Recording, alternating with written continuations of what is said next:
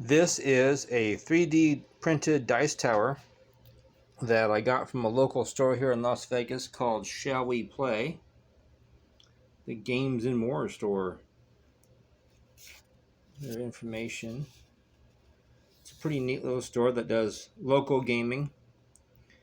And so it's all tabletop stuff. It's pretty cool. Over on the west side of town on Norman Rockwell. But this is 3D printed by a local artist here in town. It's made of, I'm not up in my lingo, but it's fairly lightweight, but feels durable.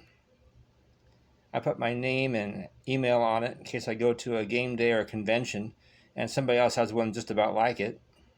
I got a pretty good deal on it, I think. I've seen them go for double that online and on certain websites.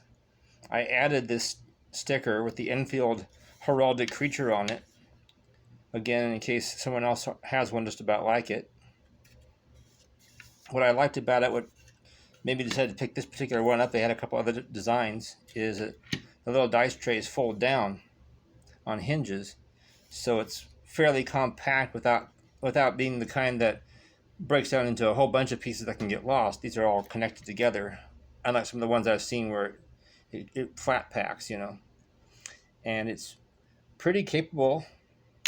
It rolls them pretty well,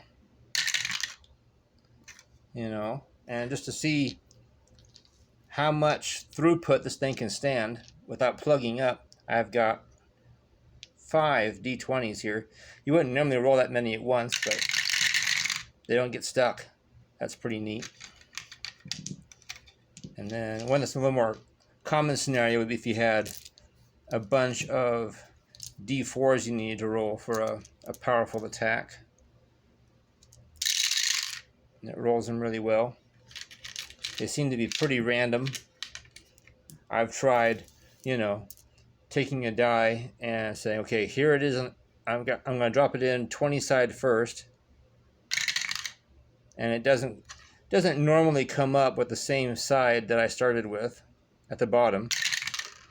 Because if it comes out with the same side you started with, then it didn't tumble it too well. If it does that several times in a row, then it's not made correctly. Another common scenario would be a bunch of D4s. It rolls them pretty well. It seems to be a big enough tray that there's enough room for them to tumble. I suppose if I had any complaint about it, is it's a little bit on the noisy side. If you were maybe playing at a library or a restaurant or something that allows tabletop gaming, or encourages it, hopefully even, there are some diners who may not really care for that kind of racket. These are all plastic dice. I do have one set of metal dice, die-hard dice. I'm reluctant to try it. I don't want to damage the poor thing since it's plastic. I'll try this one. It's the D4, which is the lightest of the set, so we'll see. Be gentle. It did roll through it. I'm thinking you wouldn't want to do this on a regular basis. If you chunked them in there or did this week after week, you'd probably ruin it eventually. But it does roll it, and it can survive having a metal die rolled through it. But I probably won't do that too often. I don't want to damage the poor thing. I do like the crenulations. That's a neat added feature to it. I haven't picked all of the filaments off yet. I'm sure they'll fall off eventually, but you can still see them here and there. But, for $20, it looks pretty good. It doesn't have anything really elaborate on it. Doesn't have any carved dragons on it or anything like that. But I kind of like it the way it is, though.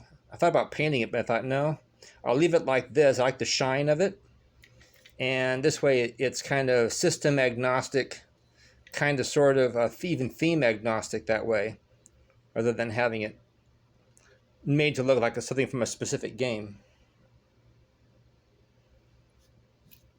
So there you have it. Let's see. D10s roll through really well. All of the different sizes seem to roll through really well. Percentiles.